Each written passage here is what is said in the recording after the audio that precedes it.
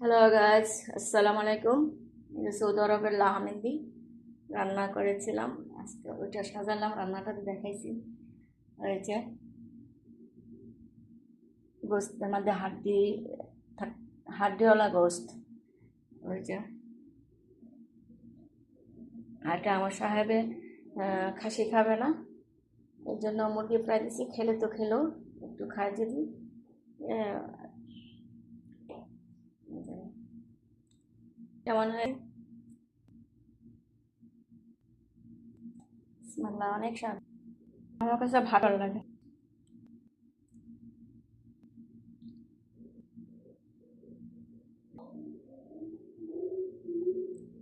এই যে এইভাবে ঢেকে রেখে গেছেন, খাবে।